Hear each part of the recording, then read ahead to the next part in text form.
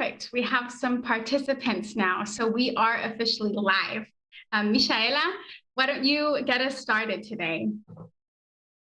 Yeah, hello, guten Tag, and welcome to a special info session about study and internship opportunities in Germany, presented through MyGU, which is based in Hamburg.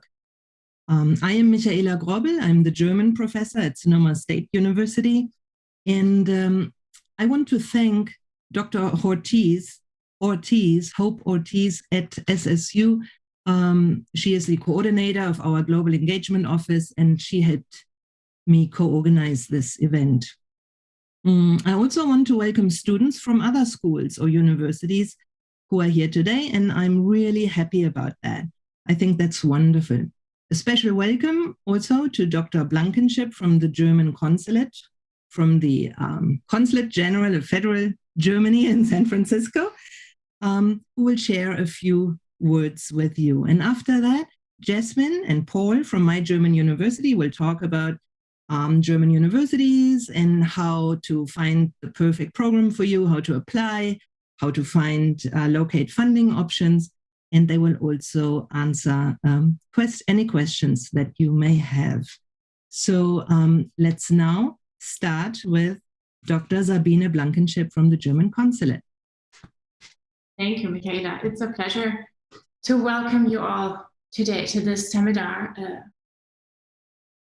with MyGU and also co-organized with Sonoma State University on behalf of the German Consulate General in San Francisco.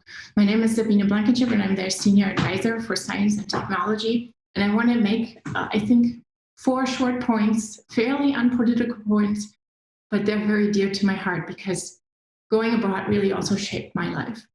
The first one is I want to congratulate you that you are listening and that you are thinking of going abroad means that you're thinking outside the box. You're willing to walk a path that's less well-trodden, that's harder, but it does set you apart, right? So congratulations. Second one is I want to encourage you to pursue it.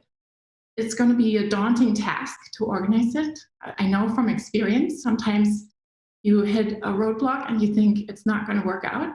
I want to encourage you to keep going because it is possible, right? And it is absolutely worth it. In my time at the consulate, I've met many, many alumni that have done it, and I haven't met one who regretted it. Instead, you get stories of how it changed their careers.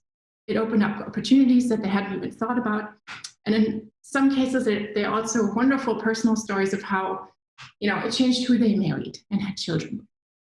So a big, big encouragement. The third one is slightly political. We're very uncertain times, right? With the pandemic, political unrest. A lot of countries in this world are focusing more domestically. And so given that background, having you have the courage to go abroad and experience what it is like to live in a foreign country is super important if we want to have a free, democratic, multilateral, globalized world order where it is possible to spend time abroad relatively easily, right? So that's my one slightly political point. And the last is really use this webinar, use the information you hear about today, write down our contact details, follow up with questions. These are really resources for you. We're here to make this easier and hopefully maybe in some cases even more affordable by pointing you to scholarships that are available. So make use of it and don't give up. That's really my message today. And with that, I want to hand it over to Jasmine. Thank you so much for that great message, Dr. Blankenship. Hi, everyone. My name is Jasmine, and I'm going to be hosting the presentation today for MyGU. But very quickly, I want to introduce my colleague, Paul. He's going to be moderating, which means throughout the duration of the presentation, even now while I'm speaking, you're welcome to submit questions using the question and answer function in Zoom, and I encourage you to do that. There's no such thing as stupid questions. You can even submit them anonymously. And Paul is going to be behind behind the scenes while I'm giving the presentation, answering your questions.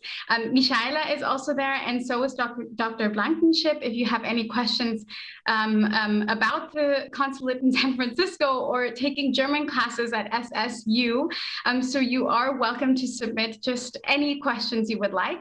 But Paul is actually quite experienced because he's from the Bay Area and came to Germany and studied here, and he's actually doing his master's now at the University of Potsdam in Berlin. So I'll let Paul, I just introduced him. I said I'll let him introduce himself, but I just did that. But I'll let Paul say some words about his experience. Yeah, thanks, Jasmine. I did study art history at San Francisco State. And then after that, I moved to Berlin in 2015. I went initially on a tourist visa, but I loved it so much that I decided to extend, and I extended by taking German courses, which is an option. And that was really fantastic because this opened up the whole country to me. And this was a really wonderful opportunity. I then found my master's course at Uni Potsdam, and I am another one of these, I suppose, success stories, because at the master's program as well, I also met my future wife. So perhaps an outlier, but very positive. But I'm finishing my thesis now. I'm living in London, but Jasmine and I have both been through all of the bureaucratic fun stuff and have plenty of advice to give. So I'll be behind the scenes if you have any questions. Perfect. Thank you so much, Paul. I appreciate your input. So thank you all so much for joining. Without further ado, we can get started. As Paul said, I also have some experience. I'm originally from Texas. I'm familiar with the Bay Area. My sister's from Sacramento, but I'm from Texas, and I came to Germany by a funding opportunity. So I applied for a scholarship from the Alexander von Humboldt Foundation, one of the organizations I will talk about today when it comes to scholarships. And I did a research fellowship in Berlin at a think tank here. I'm located in Berlin right now. And I did my research there. My topics are in international security, cybersecurity, and so on. And then after I completed that, I decided to stay in Germany and do my master's. I do have that for my undergrad. And I was not sure what I wanted to do next. And I just know that I did not want to go back to the US. And I did not want to, actually, I didn't want to start paying my student loans. And I panicked, and I did a master's, and it was the best decision I could have done. I did attend a tuition-free university. So it's a public university. My program was tuition-free.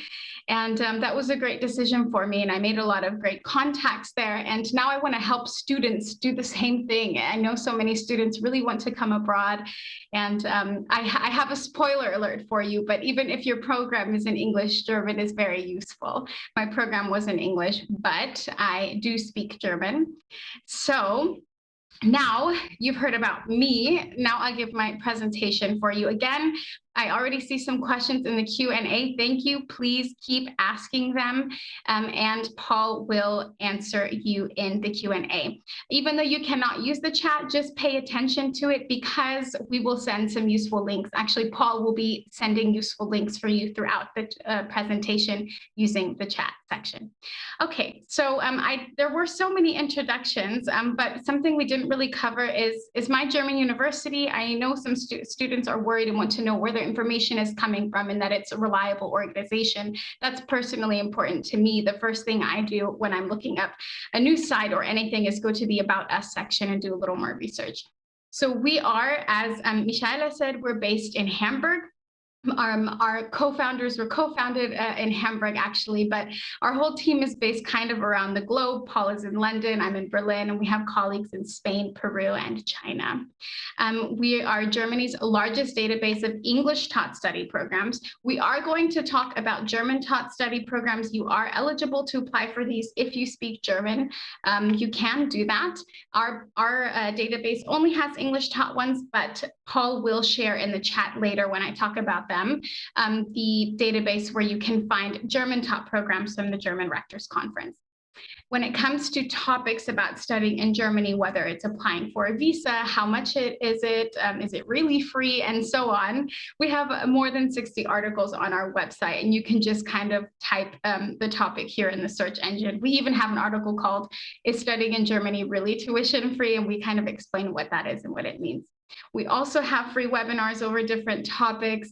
Here's our team. We're located all around the globe. We host webinars in different languages, and we're just here to give you some information. But before I get started, I have a question, but it's especially for students who are joining today from Sonoma State.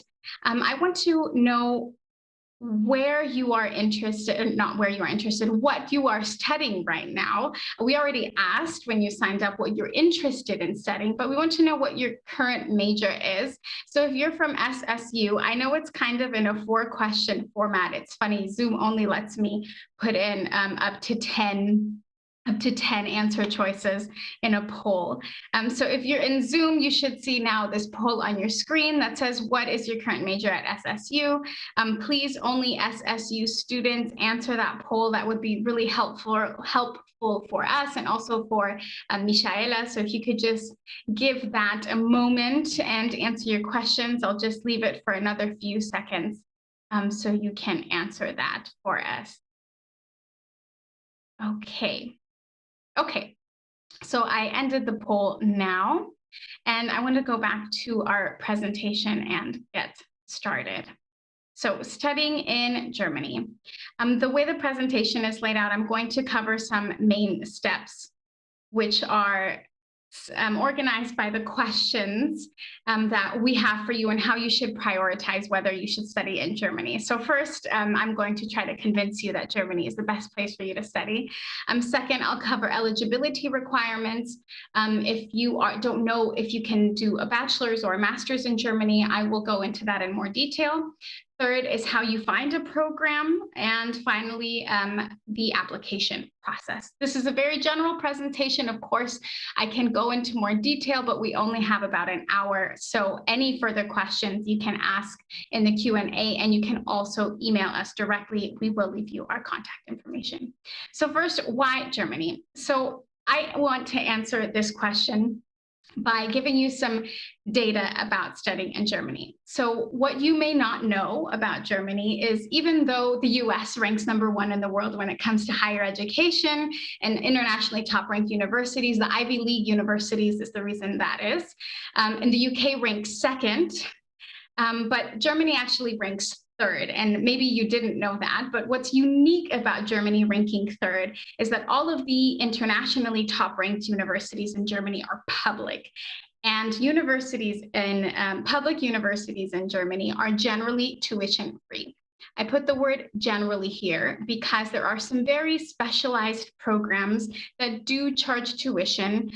There is also, for example, one state in Germany called Baden-Württemberg, and where they do charge a tuition fee for international students. This fee is marginal. I think it's 1,500 euros per semester. I know that's nothing compared to the tuition in the US, but these are exceptions. So the majority of programs will be tuition free. Another thing, these public top-ranked universities. So keep that in mind. And finally, you can apply to English taught or German taught programs. So if you have some German language skills and you want to study in German, that is also an option for you, and you can do that. Okay, so 5 main reasons why you should study in Germany. I already covered the top class education. If you think, okay, maybe it's tuition free, but am I really getting bang for my buck? How's the quality of education? And you don't have to worry about that, because any sort of master's or bachelor's degree that you get in Germany is recognized in the United States. And this is very common that students come here to study. You can study in English or German. And here is where I want to highlight the programs that we have. So, I mean, just on our platform, we have more than 250 bachelor's programs and more than 1,700 master's programs in English. But if you happen to speak German, then you have even more programs available to you, which I will discuss later. I guess there's a little funny mix up with my presentation, but here are the rest of the top 5 reasons. So you have no high tuition fees that you have to worry about. You have internship opportunities and work opportunities. Many study programs here require an internship. Some do not. Actually, my master's program did not.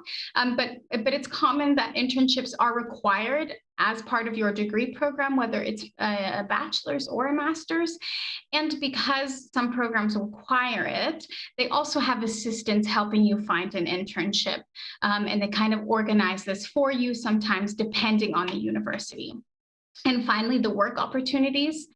When you graduate, any student that graduates from a German university is eligible for a visa upon completing their studies. So if you're in Germany on a student visa, the second you finish your studies, that expires. But if you graduate from a university here in Germany, then you get an 18-month visa where you can search for a job in your field if you want to stay in Germany. So you won't be kicked out as soon as your studies end. You can stay here with this 18-month visa and continue to search for opportunities in your field. So the first step you should ask yourself, if you're still listening, which I hope you are, then the answer should be yes, is if you can see yourself studying in Germany. As Dr. Blankenship mentioned, it's a very unique chance to go abroad.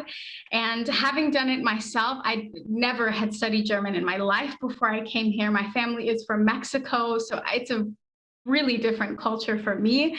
But it's a life-changing experience, and I decided to stay here. So if you are interested in any of these things, changing your life and studying for free, like I did, the tuition kept me here, then this is something you should definitely consider.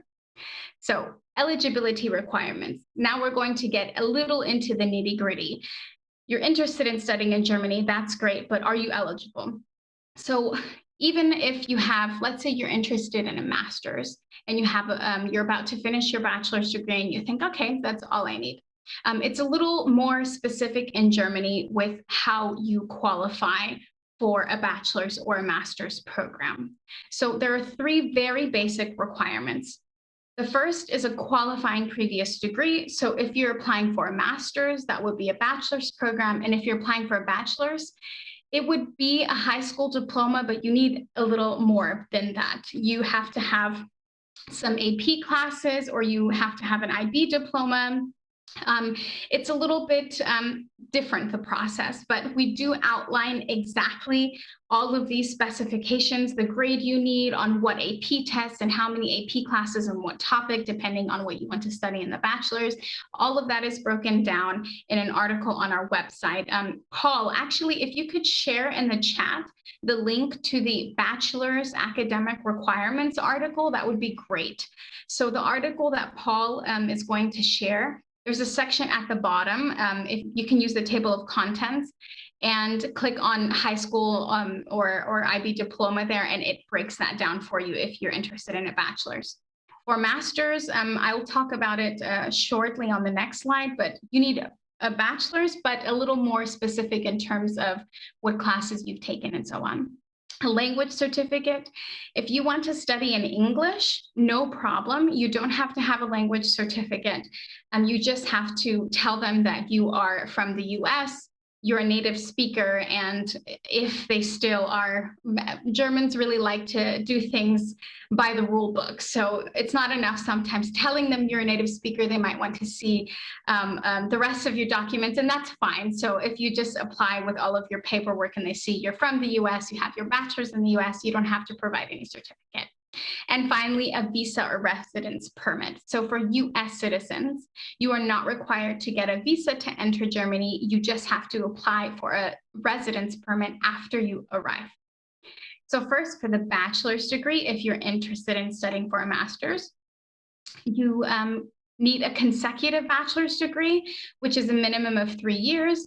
I know for most of you that's not a problem. In the US, bachelor's degrees are usually 4 years, but in Germany, it's a minimum, it's 3 years, the bachelor. So they just want to make sure it's a minimum of 3 years. This section is a little tricky. So when I'm talking about credit points or modules matter, that means the type of hour, how many hours you have in a certain subject or course. For example, in Germany, it's pretty difficult, next to not possible, if you want to do a master's in chemistry but have your previous bachelor's degree in something like, I don't know, English literature, that you wouldn't be able to make that switch. Or psychology or anything like this. It has to be very specific how many hours you have of chemistry, how many hours you have of the subject that you want to study. So having a bachelor's isn't enough. So you need to pay attention when you're searching for programs. They will list the eligibility requirements of how many credit modules or hours. It's usually written out as ECTS as well, that you need from the previous topic, and they'll list how many and what topic. So if you are maybe a freshman or a sophomore and you're thinking that you might want to do this, I would actually say that you are at a perfect point where you can kind of lay out the classes that you're going to finish your degree with to just set the path for you to study here.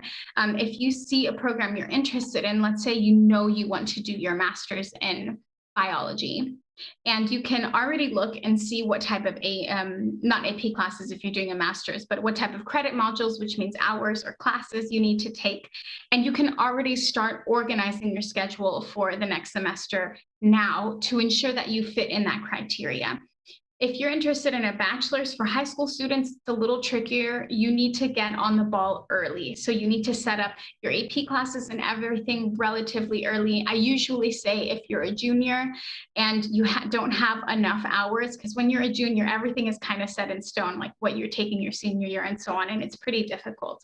But for these students, don't worry. There is a possibility of doing a Studienkolleg. A Studienkolleg is a 1-year preparatory course that you take in between before you start your studies. So if you're in high school and you want to do your bachelor's here, but you don't have exactly the right qualifications, you can do this 1-year preparatory course. It takes place in Germany. And then after you finish that, then you can start your bachelor's program. And finally, you need a copy and certificate of your official transcript.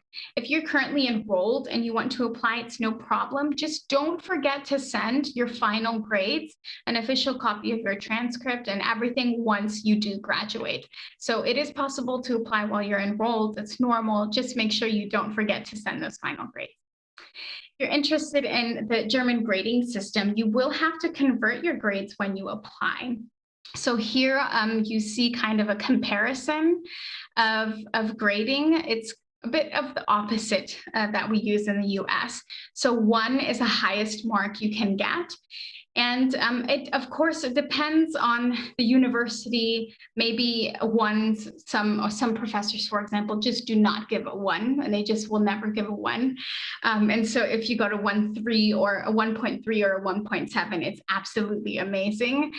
So it really is similar to the US, just the grading is a little bit different. And you can find GPA calculators online that you can use, but just make sure that you break down the grading conversion when you apply. Okay, language certificate. So if you want to study in English, as I said, it's not a problem. But if you want to study in German, you need to provide a language certificate. So if you're from the US, you can take a test and take German classes and have a certificate called a DAAD Sprachdiplom. And so this certificate lets you have automatic, not acceptance, but it's automatically recognized as being sufficient enough for you to study in German. There's a lower version of this called DAAD 1, which is like 1 level below. And if you have this one, then you need to do a Studienkolleg or a preparatory course here. But if you're a native English speaker, you will not be required to provide a certificate. So the visa process. So I assume everyone is a US citizen, but I don't want to make a wrong assumption because not everyone will be a US citizen. So I wanted to list some countries here. Depending on the country you're from, you need a visa to enter. If you have US citizenship, as I said before, you can come with a automatic Schengen rights visa, or not visa, but automatic Schengen rights, which allows you to be in Germany for 90 days without a visa or a residence permit. And once you arrive in Germany, you will have to apply for your residence permit.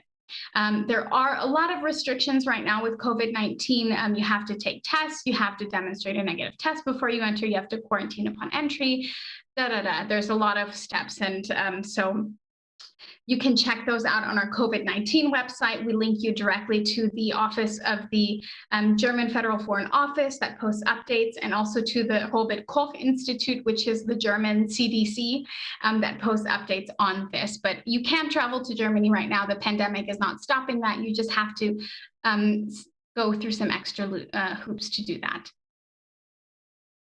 Okay, so again, some students do not need a visa, but you just have to get a residence permit when you arrive. The residence permit is called an what is this? Oh no, this is the wrong one. This is a different one for students who don't need this. Sorry, I just opened something else. Okay, Aufenthaltserlaubnis is the permission to be here, which is a residence permit in German. And you will have to get this upon your arrival, but you do this in the city that you go to. So once you find a place you want to live, you have to register with the city, and you have to make an appointment at your Ausländerbehörde, which is your federal, or not federal foreign office, but it's the foreign registration office. And universities do help with this process. And some universities even have their own office for their students on campus. My university had that, so students didn't have to go through all of these offices where they don't speak English. They could just go and take care of these things at the university. And something else you should know about the residence permit is that you will have to have a blocked bank account. This is an account where you have to have a certain amount of funds to kind of secure your financial support throughout the year. And you can only withdraw up to 861 euros per month. So this is required for your residence permit. If you can't afford that, there's some ways around it. So you can have a letter of guarantor, which is someone who lives in Germany, they're a German resident, maybe if you have family here, and they say that they're going to cover your costs if you can't. You can also use scholarship towards that. So for example, the DAAD, we're going to talk about them later, the German Academic Exchange Service. They should be your first stop when you're looking for scholarships. You can provide this acceptance letter for a scholarship to make up for the difference of the amount you're missing from the blocked account. And finally, other admissions requirements. So of course, these are just the basics. But there are going to be some other things that universities are looking for. In the US, it's typically extracurriculars and clubs or volunteer work or anything special like this. And in Germany, it's more or less the same. So typical examples are having a good GPA, having internship, work experience, volunteer work, and so on. But programs usually look for different things. So just look for admissions requirements from the program that you're interested in to see maybe what that's something special that they're looking for.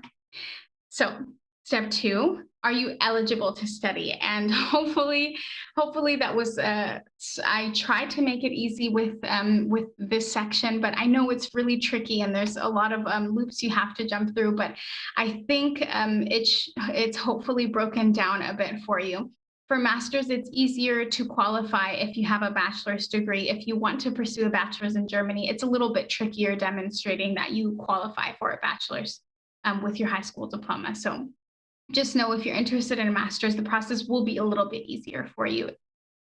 Okay, so for those of you that I mentioned earlier that are interested in coming to study in German, you have more than 20,000 study programs from more than 400 universities available to you. So where do you find those? That sounds great, but how do I find them? What do? I don't speak German. I don't want to go to all these sites in German and look for a program. So that's no problem. On the left-hand side, you'll see the database Hochschulkompass. Actually, Paul, if you could share the link to the Hochschulkompass database, that would be great. Hochschulkompass is the official study program database for the German Rectors Conference of Higher Education in Germany. So it's they'll have bachelor's programs, master's programs. They even list some PhD and some language courses, but these are all going to be taught in German. If you are interested in English taught programs, then I would suggest that you use our site. The DAAD also lists study programs. They have an international programs section, and they also have a language courses section. So if you're not sure you want to do a degree program, you can look at language courses from the DAAD's database as well. Okay, so where can I find a study program? So you should have two really great sources. And if you're interested in language courses, also use the DAAD. I like our database for the study finder because we have the most programs in English, but you can also use the DAAD's database. They have a great one as well. But you should definitely use the DAAD for scholarships, which I will talk about shortly. So applying. This is a big question we get from students, which is, when do I apply? How far in advance should I apply? And I would advise you to start early. So just be aware that the deadlines vary depending on the programs.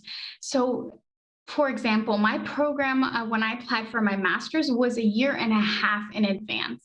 And some programs is only just 2 months in advance. So you really just have to look at the program you're interested in. There isn't one huge general deadline. Well, there is, but you shouldn't follow that. I will talk about that later. But look exactly at the program deadlines, and don't underestimate how long it will take you to do these bureaucratic processes like collecting official documents and a copy of your final transcript and getting recommendation letters and converting your grades and so on. Don't underestimate how long all of that will take you. And finally, just apply early. It's always the safest bet, especially if you're applying by an Uni-assist. So many German universities use a national service provider called Uni-assist to process their international student applications. To not confuse you, when I say international student, I mean non-EU student or non-German student. So you would count as an international student, which means Uni-assist may be processing your application, and they're not, they're just kind of a middleman. So whenever you're applying, if you're applying with Uni-assist, you submit all of your documents to them, and they just sort of like proofread everything, make sure you turned everything in correctly, made sure you did your grade conversions correctly. And once they say, okay, this application package is complete, then they forward it to the university. And so the university doesn't have to do these verifications because they know it was taken care of. And they let Uni-assist know whether you're accepted or not. And then you find out, because Uni-assist has an online portal where you upload everything, and they'll let you know if you're accepted or not through there. They have no say in the outcome of your application. They're sort of just handling the bureaucracy and paperwork of it all. So you might have to apply via Uni-assist, and you might just apply directly to the university, which is more typical in the US, to the US system. So how applications are in Germany. Typically, there are no interviews. There are always exceptions if you're applying to something that has funding tied to it or some sort of very competitive program and they're narrowing down spots, of course, but typically this is not done in Germany. For scholarships, they do interviews, but for acceptance to universities, this is not really the norm. You apply directly to universities or, as I said, with Uni-assist. Uni-assist charges 75 euros for the first applications, and then every other application after that costs less. I want to say it's 35 euros, but I have to check. Sorry, it's on our Uni-assist article. And the nice thing about Uni-assist is that once you upload all of your documents, you don't have to re-upload them. They're there for good. So if you have to upload a copy of your passport, if you're applying to 5 different universities, you have to send them 5 copies. But with Uni-assist, if you're applying to 5 universities through them, you just upload your main documents, grade conversions and so on once, and you're fine. So that's good. Of course, when it comes to like a letter, you have to write about your motivation or a statement of purpose about why you want to study at a university. Definitely don't just use the same one and write unique letters for each university, and you can upload them on Uni-assist.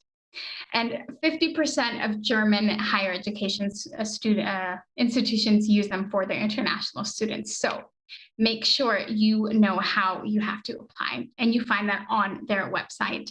And we link you to their website directly from our platform. So as I said before, generally there are 2 deadlines, but please do not follow these exactly. So you have 2 deadlines, which is in the summer semester and the winter semester. But some universities and programs have a special deadline where it's in between these dates. So just make sure that you're taking a look at everything that you have to do. Okay, so what are the next steps you have to take, and when should you get started? So the next steps you have to take are collecting everything and getting started on your application. And you should always get started as early as you can, especially considering COVID-19, which I will talk about some details shortly. So scholarships. I know this is a really important part for many students who are looking to come to Germany to study, even if you are coming here because it's been your lifelong dream, or if you're thinking, okay, I just can't afford the tuition, I need a tuition-free program, whichever reason you're interested in coming to Germany, it's great to have some scholarships that you can apply to. So scholarships in Germany are a little bit different because universities typically do not charge tuition. When you apply for a scholarship, it's not from the university. That doesn't apply to all cases. There are private universities in Germany, for example, and they have tuition prices, just like private universities in every other country in the world, they charge tuition. And so these universities, when you apply, they will have maybe a tuition waiver or a tuition reduction or some scholarships. I myself applied to the Ph.D. School of Governance, which is a private university in Berlin, and I was accepted, and they gave me also a tuition reduction scholarship, so that it would cover part of my tuition. So this is also done, but it's not the norm. So when you apply, it's separate from your study program. You apply to your university, and then you apply to for a scholarship from a funding organization, and these are typically done separately. So make sure and don't think that you're automatically going to have funding tied to your program if you apply. Many scholarships, and this is very true also for scholarships from the DAAD, that many of them have their application deadline before the deadline of the study program. I know it might seem a little bit funny to be applying for a scholarship when you don't even know if you've been accepted into the program, but that's just how it has to be. And so I suggest that when you're looking for study programs, to not just think, okay, well, once I find my program, then I'll look for funding. Already look at that too, because what if there's a scholarship that's kind of perfect for you in the topic that you're interested in studying, and the application deadline is 2 months before your program deadline. So you can also get on the ball there and get things going and working on the scholarship application. So acceptance for the funding does not guarantee that you're accepted into the program, and vice versa. So because the applications are separate and done at different times, it's a little difficult to separate it also in your head. Let's say you apply to a scholarship maybe 3 months before the deadline of your program, and you were accepted, and it's a really great scholarship, you're super excited, but then you don't get into the study program that you wanted, and you didn't apply to any other ones, which is a mistake. You should apply to at least 3. Then you don't know what to do, but you lost out on the scholarship because the funding always comes with the stipulation that you are accepted into the study program. So that's how it has to work. So just keep in mind, also, if you're accepted into some really competitive degree program, cool, it doesn't automatically mean that the funding institution where you applied for a scholarship is going to just give you the scholarship. Okay, so where do you look for scholarships? This one is a little bit tricky. So the first place you should go to find funding is the German Academic Exchange Service. And I'm going to talk about them in the next slide because they are very important and they should be your first stop. However, there are many funding organizations that you probably don't know of, and 13 of these organizations are the sponsorship foundations or Begabtenförderungswerke, and they're German organizations that offer funding for students. Whenever you are looking at these, you can find them actually in our scholarships article, because there isn't really one place where you can find them all together that's easy to understand and in English. Paul, if you don't mind, or if you haven't already, could you share the link to the scholarships article we have? So it's a lot of information when you open it. The first feature organization is the DAAD. And we explain the history of the DAAD. We give you some stats about them. We list some of their scholarships, and we link you to their website, of course. But the next section is these 13 Begabtenförderungswerke organizations. And they are very important because they have funding for students in their German organizations that you probably don't know of, but they do have some tight restrictions when it comes to funding. Usually it requires a certain level of German or EU status, or if you don't have EU status, you have to have been in the US, in Germany for at least 5 years, or have refugee status. So it's really tight restrictions on this type of funding, but it's not all of it. And we do break it down, and we do list which funding they have, for example, for bachelors or for masters where you don't need German and so on. So take a look at the article, and we link you directly to their site. One disclaimer is to not be scared when you're looking at the article, because these organizations will have affiliations, whether it's political or religious. And I put it this way in the article: if you accept funding from one of these organizations, it's not accepting a deal with the devil, is how I put it. So these organizations are very reputable and very respected in Germany. There are many political parties in Germany, and so it's not really a big deal. For example, the Heinrich Böll Stiftung, which you see here, this is the organization from the Green Party. We also list, so the party that Angela Merkel is from, CDU, they have also their own organization, and they also have a think tank, and it's very reputable, and it doesn't say anything bad about you on your resume or anything if you accept a scholarship from them, so you don't have to worry when you're looking at that. Okay, and finally, some additional funding institutions. And the first one is the Alexander von Humboldt Foundation. They are a German funding organization based in Bonn, Germany. They have many, many different funding opportunities, but these are usually restricted for people who have already some competitive research or some sort of awards and are kind of more advanced in their careers, have PhDs or are doing postdocs. However, they do have one fellowship. It's called the German Chancellor Fellowship. And the German Chancellor Fellowship, you're eligible to apply for with a bachelor's degree. And so if there are any students watching who aren't exactly sure what their next step is, they're not really convinced that they want to do a degree program, but they want to check out their options, but are thinking about coming abroad, then I would really look at the Alexander von Humboldt Foundation and look at their German Chancellor Fellowship. The application period for that just opened, and the deadline's always in September. It's the one I did. It's the fellowship that brought me to Germany.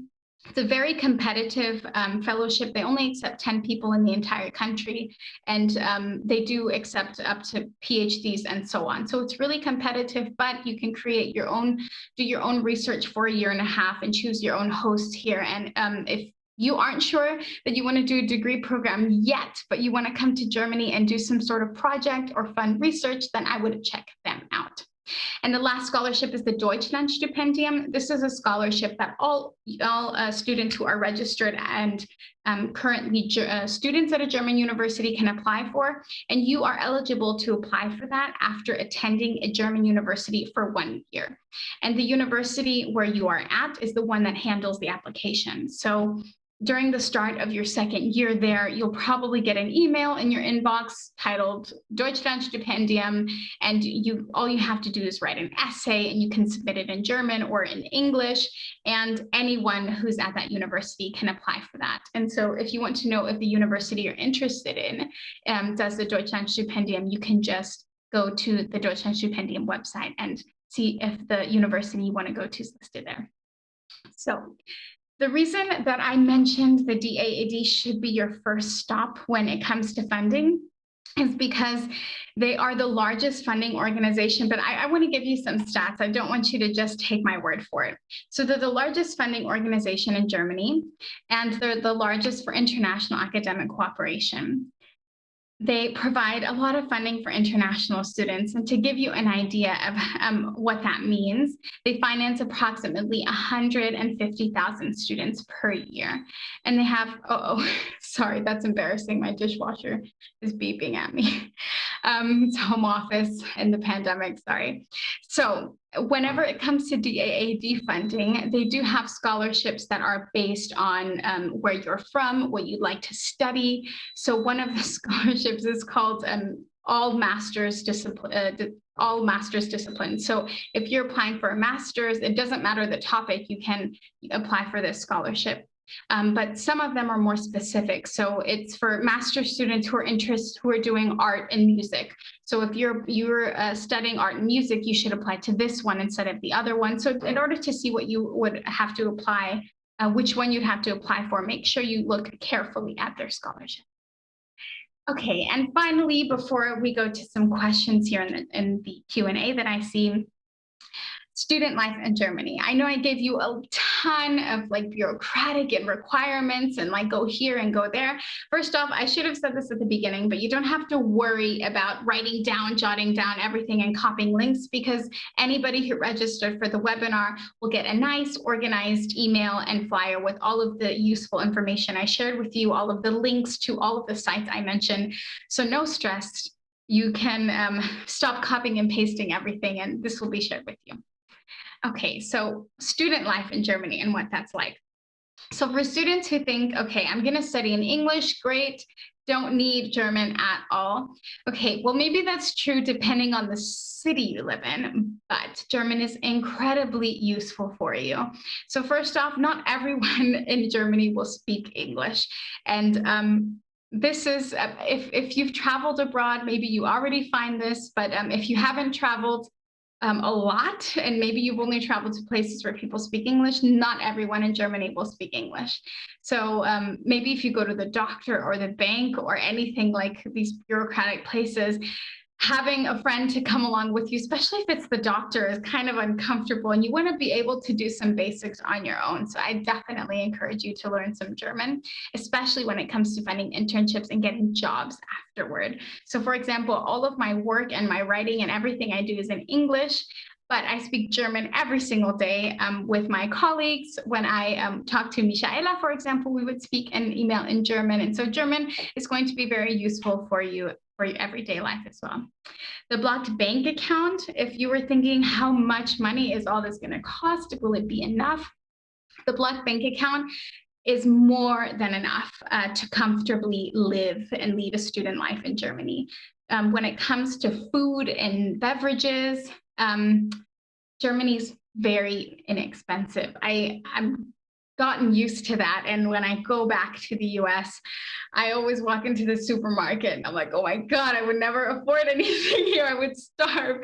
And I'm so used to everything here now. And so just know that you can have a nice student life for less here. You can travel using public transport. There's trains and there's buses. And so it's not like you're going to be locked up and you can't spend money having a coffee with friends. Of course you can. You can live comfortably, you can travel and so on, and it's going to be enough. And finally, German student life differs. So that's definitely true for university life. The structure of the universities here is a little bit different depending on where you go. There are also American universities in Germany. There's one in Berlin. And so if you go to this university, it's not going to be much different than studying in the US, but don't do, like, you're welcome to do this, of course, but also look at some German universities. They have English programs, so you're not missing out. But when it comes to the structure, it's a little more hands-off. So if, for example, you have to register yourself for all of your upcoming programs and everything, you can have an advisor help you, but you kind of just have to do this on your own. And there's always a program coordinator there to answer questions, but it's a very hands-off, very taking care of yourself method. And so it doesn't mean you're not going to have help here. There's institutions and career services centers and so on. All of those things also exist here, but it's just a little bit different. You have to think that because the universities are tuition free, that a lot of these professors and instructors, they also have maybe something else that they do. For example, one of my instructors, he was teaching and doing his Ph.D. on the side while he was an instructor for us. He was doing a postdoc, actually. And so you aren't his life, or us as students, we're not everything that he does. And so he's not just available for us whenever. We'd have to make an appointment with him weeks in advance if we had a question. And so sort of this more hands-off technique is something that you just keep in mind, but it's different for every university, of course. And finally, the elephant in the room, COVID-19. So COVID-19 doesn't mean that you cannot apply. Actually, applications from international students in Germany has gone up at many universities. You just need to make sure that you apply ahead of time. Uni-assist, for example, has reported delays in getting back to their students.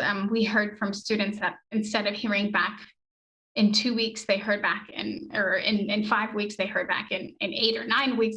I'm not sure, this is just an example, but Uni-assist is taking longer to process these applications, and different universities have different protocols. So just make sure you check the university websites directly. If you have no idea how to do that, we link you to the universities directly, always from our site. You can find the correct and university page. So I know this was a lot of information, and I was like speeding really fast through it for you so that I had enough time for questions. And I see 11 here sitting in the Q&A. So I'm going to cover some of these. I really hope that I see that he's already been answering questions, and there is some action in the chat. I saw that he shared some good links for you. So this question is from Misty, who asks if it's possible to finish the last semester in Germany. So are you asking about a bachelor's, or I assume you're asking about your bachelor's?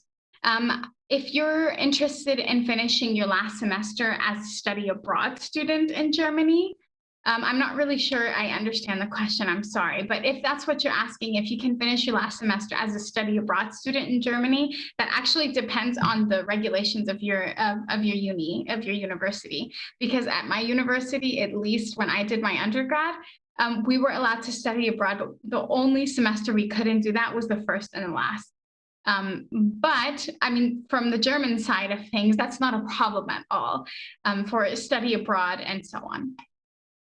Okay, so another question, do you know if there's any master's or credential programs for depth or holistic psychology, dream studies, somatic healing? Oh, that's really interesting. My background is in international security, topics like hybrid warfare, cybersecurity, and so on. So this is way over my head, but I personally, I'm not sure, I don't know any, but my opinion means nothing because I'm not a database and I don't have it in my head. So the first thing I would suggest is that you look at the Study Finder and Hochschulkompass. Sabine, do you have any input? You basically said it. My major was biochemistry, so same for you. I don't exactly know if that's the case, but I'm sure there's something. I would be very surprised if there isn't something, and you should go look at those databases. Yeah. Yeah, absolutely. Even actually, so I did a program which is split between two universities. One is the University of Bremen, and it partnered with Jacobs University Bremen, which is a private university. And actually at Jacobs University Bremen, there were a lot of Americans, a lot of international students, and most of the programs were in English.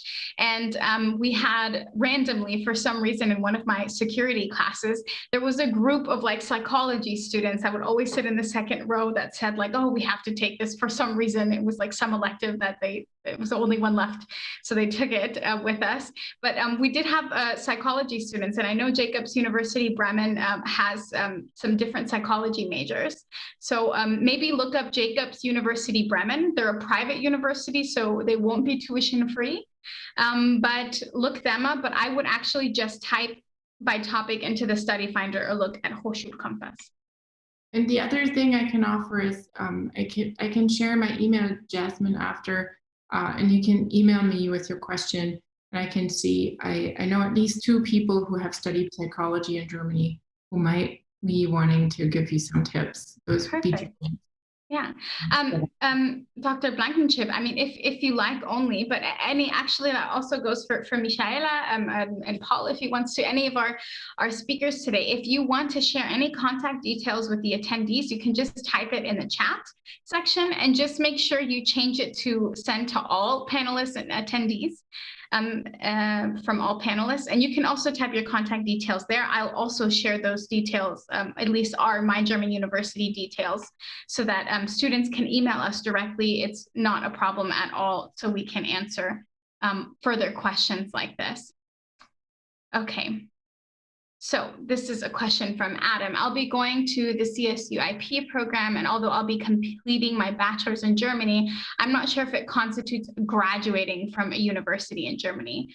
Well, I think it would, but what are you looking for when you say if it constitutes as graduating? Does that mean you're looking for the 18-month looking for a job visa? Because if you are graduating from German university, then you're graduating. But when you put graduating in quotations, I'm not exactly what you mean. So maybe if you could send me another message, or you could email us. Oh, thank you, Dr. Blankenship. You can also email us. Paul, could you also drop the MyGU email, the info one, in the chat section? That would be great. So you can always message us at this info email, and alternatively, I will leave you my personal email, which is just jasmine@mygermanuniversity.com. And so you can email me directly with any questions, but we also have an info email. So I'm sorry, Adam, I can't really answer your question. Yes, you would be graduating. It would constitute as graduating, but in what sense does that mean? Would it constitute as graduating and able to, in order to qualify for this 18-month looking for a job visa in Germany? Or maybe if you could clarify that for me a bit, you can also email me. Okay, so what are some of the resources for computer science and mathematics masters? Ooh, again, over my head, but I will say we, on our study finder, every program that you look at is going to have its eligibility requirements. Many programs for computer science and mathematics, they will definitely want to see that you have these credit modules already in the past, whether it's your bachelor's degree or in high school. So again, if you are doing your bachelor's in English Lit and you want to do a master's in computer science, it's not going to be a good match. So you need to make sure you look at the modules you have, but it differs with each program. So one program might say you only need so-and-so a number of hours for this, where another one will want more. So also look and see what you qualify for. You can, of course, look at these top programs from like the top ranked universities, but I would suggest when you're looking to not use the top ranked university filter that we have, because there's some really excellent programs that aren't from top ranked institutions, and you definitely don't want to miss those out. Okay, so are there any age requirements? No, there are no age requirements. You don't have to be any certain age. I'm thinking of students that I've known that there's no age requirement at all, whether you are in your 20s or 30s or 40s or 50s or whatever. There's no age requirement, but for some scholarships from these 13 sponsorship foundations, which I mentioned, these German organizations, some of them will have an age limit of 32. So make sure you just look and see which ones have an age limit if you qualify for any of those. So an anonymous attendee asks, I'll be finishing my bachelor's in September of 2022. Congrats. When should I start my applications? I would say already while you're enrolled. Actually, I finished my bachelor's in December. I was a winter graduate, and oh no, but I did the fellowship. I didn't have my master's application then, but I did send the application for the fellowship while I was studying. It all depends. It all depends on the deadline for the study program you choose. So I would say definitely start doing research and narrowing down the programs while you're still enrolled, but it doesn't make sense to apply while you're enrolled if the deadline's not until the following August. That's probably too early. So it really just depends on their deadlines, but I would assume that the deadline would be while you're enrolled if you're looking to study that following summer semester, definitely. Okay, how can we apply? In 12th grade, or can we begin in 11th? Oh, definitely in 11th. Already start looking at that because you have to see if you qualify first, and you might have to, if you have the flexibility to take maybe an extra AP course or take some other class that you're required to take in order to be eligible for the degree, for the bachelor's you want, then you need to have the wiggle room of choosing which class you can take your senior year. So you don't apply until your senior year, but already start preparing in the 11th year, if that makes sense. So while you're a junior, kind of start collecting things and seeing what the program requirements are, but you wouldn't actually submit the application until you're a senior. So another question, Piper, my question was skipped, so okay.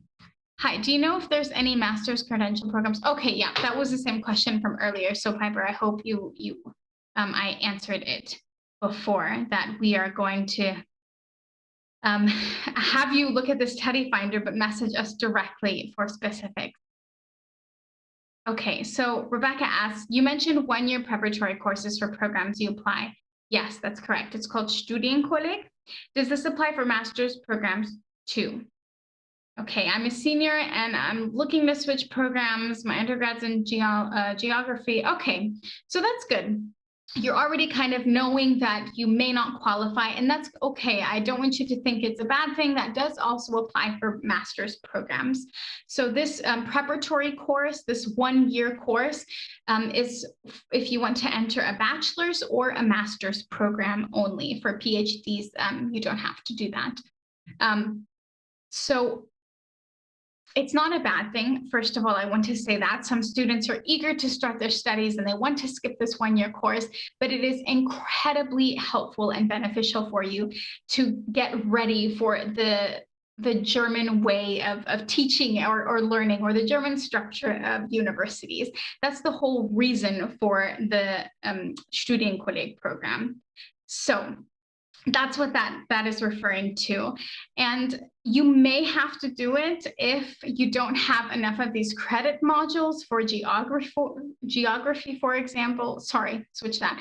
For literature and you have geography, you might have to do that, but also take a look again at different programs, because maybe you qualify for a few and maybe you don't qualify for another one. So I would look at the eligibility requirements of different programs and use filters to help you. So you can also list, like, if you're looking for an English only program and so on.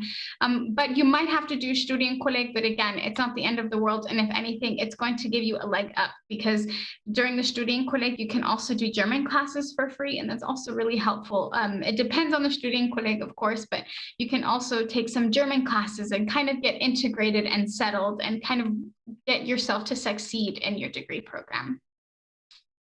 Okay, yeah, okay, so Adam was asking about the 18-month work visa.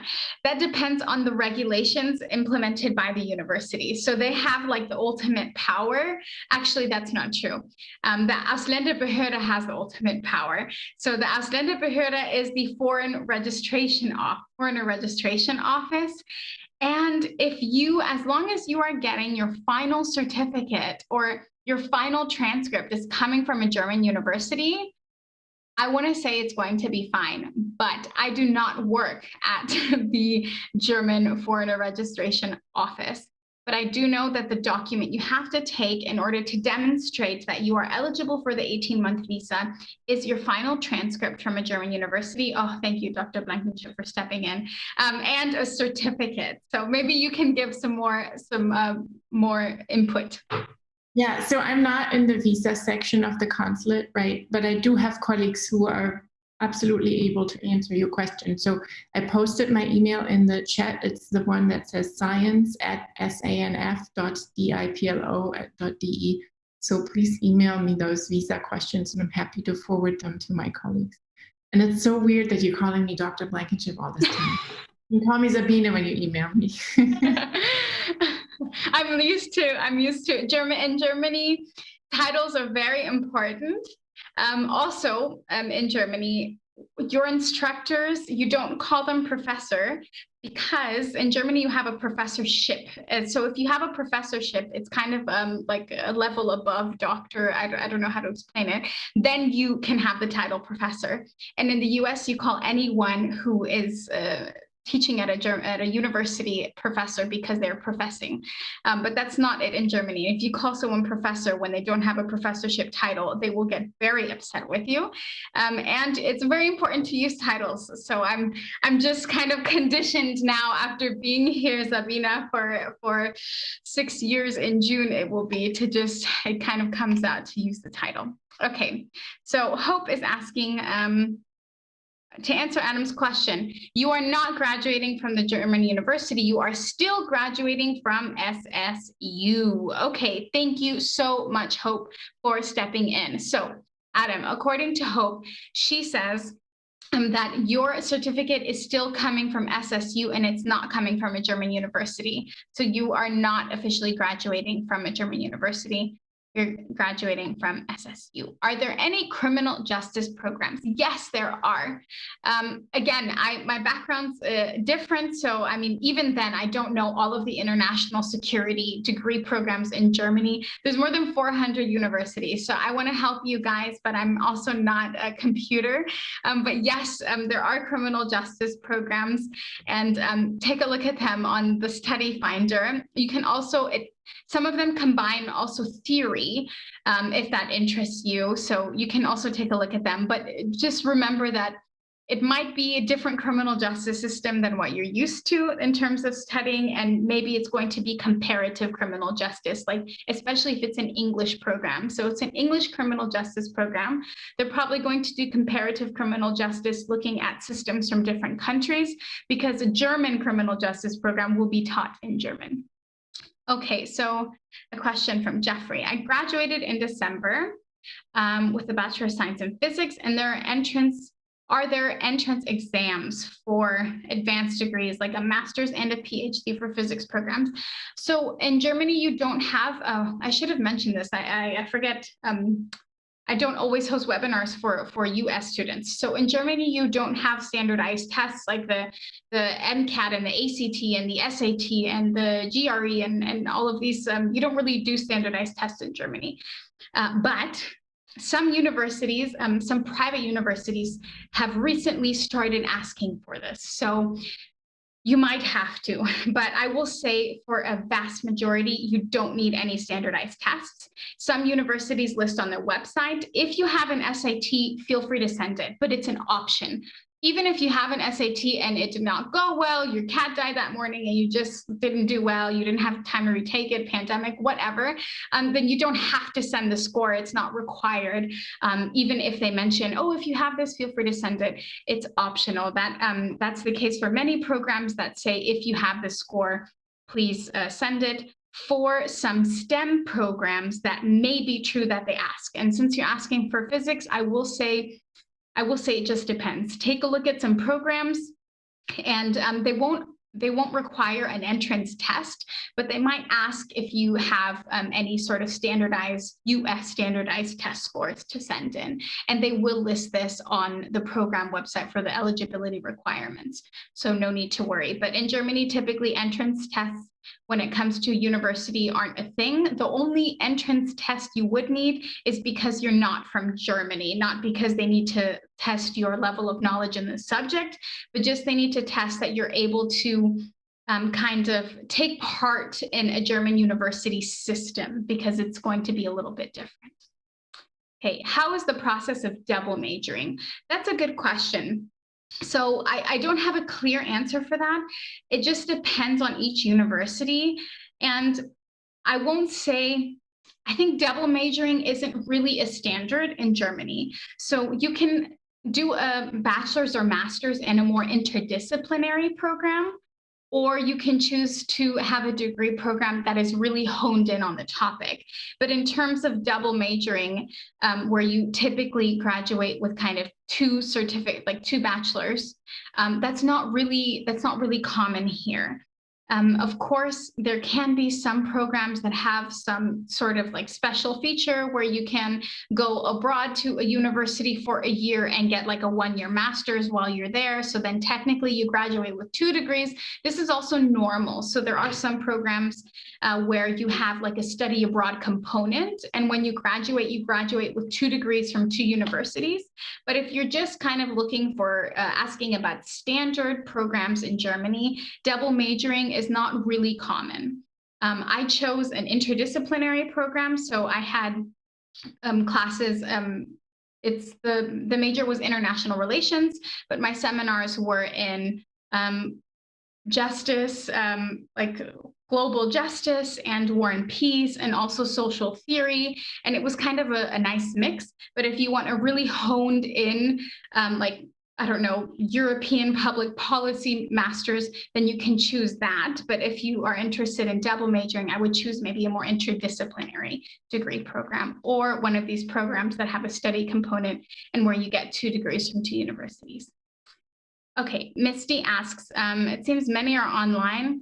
Okay, oh, sorry, now I don't remember your question. I have to go back. Pure math major, I don't speak. I want to study abroad and choose Germany. There's not math taught in English. Oh, yeah. Okay, thanks for answering that, Paul. Yeah, math is going to be a little tricky, but it looks like Paul sent you some master's programs that were taught in English. There are also many online programs for students who are maybe wanting to study, but can't travel or don't want to travel.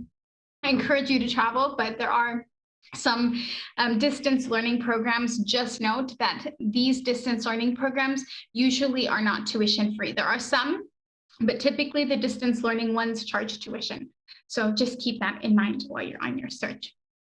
Okay, so actually we have no more questions sitting in the Q&A section. If you are all okay with it, I would love to invite our speakers back. Everyone, first, I want to say thanks to Paul so much for moderating and answering questions. Paul just shared in the chat section, for some of you who are interested in German, information on how you can enroll in a German class at SSU, because it's really important that you have some sort of foundation. And I have to say, it's just a funny life joke. So in high school, we have the option of studying in taking like Spanish as a foreign language or German. And I thought, when in my life am I going to use German? I chose Spanish because it's also my native tongue. Easy A, I thought, boost my GPA, and now I'm living in Germany. So it's, yeah, I definitely regret that decision. But if you can take some German courses at SSU, even if you're just doing a semester abroad, that's going to help you a lot to have a foundation. Paul posted the information there, so you can message Dr. Grobbel to have some details about how you can get a head start. Is there anything else that either of you would like to add? I hope I was as informative as I could been without going too fast. I know it's so much information. I thought this was a wonderful tour through it. I have heard bits and pieces over the years, of course, about Studienkolleg, but I've always also referred to my colleague from the DAAD, who works here in the Bay Area, who also can answer questions like those, right? So like I said in the beginning, it can seem daunting, but I really want to encourage you again to keep at it. It's worth it. I agree. This was so informative and inspiring, and I encourage everyone to, and go back to Sabine's words from the beginning, really think about going abroad, going to Germany, and planning it and give it serious thought. And just a little another note, Jasmine, you talked about in general, about the tuition fees, that you modified that a little bit, but I think it's interesting to know for students too that they also would pay student fees, but but they are really minimal, and maybe a few hundreds a semester or something like that. Again, it varies. If you could address that, and that also includes public transportation, for example, and other perks, just to kind of, again, know what does it mean? Because you said you'll pay something, but what is that something related to public? You're right. I did not come back to that. So when, and it's very important when you're looking at study programs and you're like, okay, these programs are all tuition free. And then you start seeing semester contribution, so-and-so 100, and you're like, oh, I knew it was too good to be true. And it's not. So there's something in German universities called a semester contribution. And this is a very marginal fee that you have to pay each semester. But the reason it's not a tuition fee is because that money does not go towards your education. You're not paying for the knowledge you're getting. You're paying for things like administrative fees that it takes to process your application. You know, you're going to have access as a student to on-campus facilities, free German classes, going to the gym, the cafeteria, and the biggest part is use of public transportation unlimited. So, for example, in Berlin, the pass, if you are not a student and you want to buy a yearly pass to use public transportation unlimited in Berlin, it's really expensive. I'm talking up in the thousand, like several hundred, close to €1,000.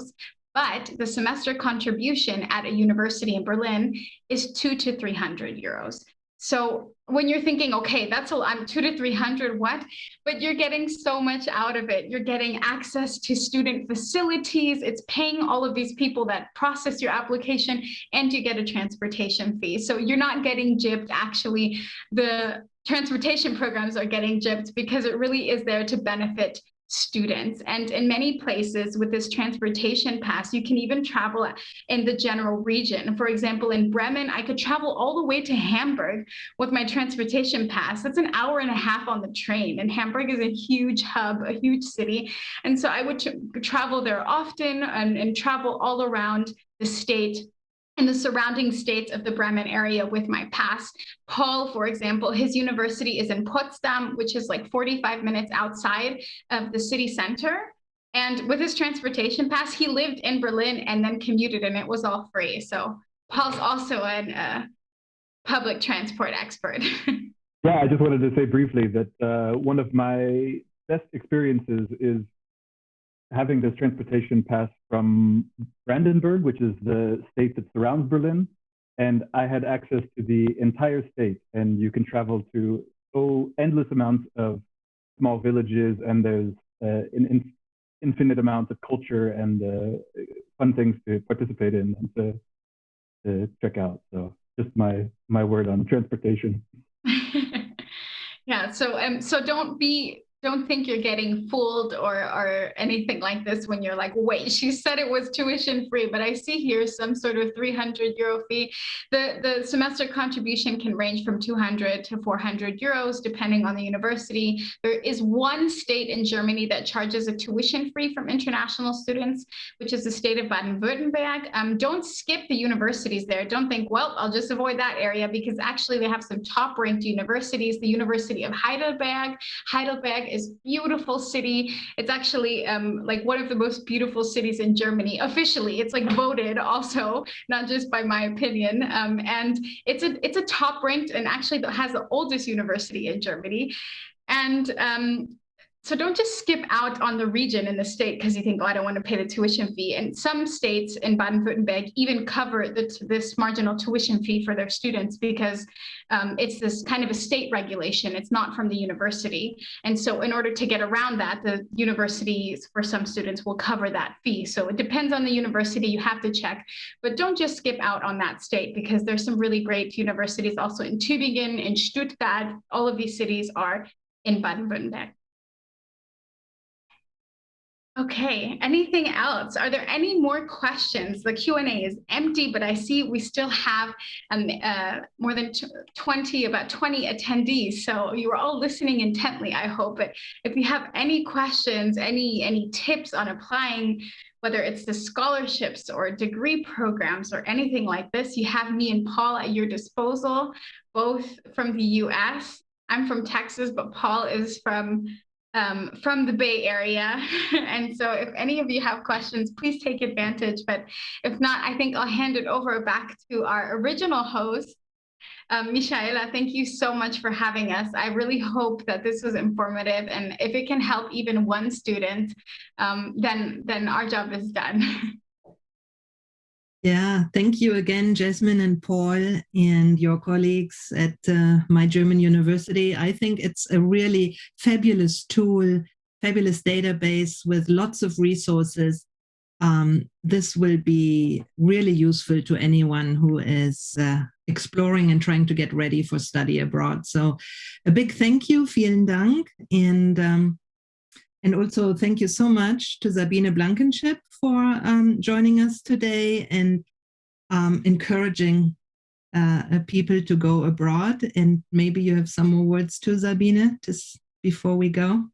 Not really. I have to go, really. I have another call. So yeah. It's a real pleasure. I'm always happy to help. Like I said, I posted my email, so don't be shy to reach out. Perfect. Thank you so much. I was just thinking she has another call. It's 10:30 in the evening, but that's just over here with me. So no, thank you so much. I just want to leave one more time. Thank you, Sabine. I just want to leave one more time some contact information for you. Students who didn't have your questions answered, or maybe we needed a little bit more information about specific programs or anything like this. So you can always email us at the info email. I put my personal email in the chat section.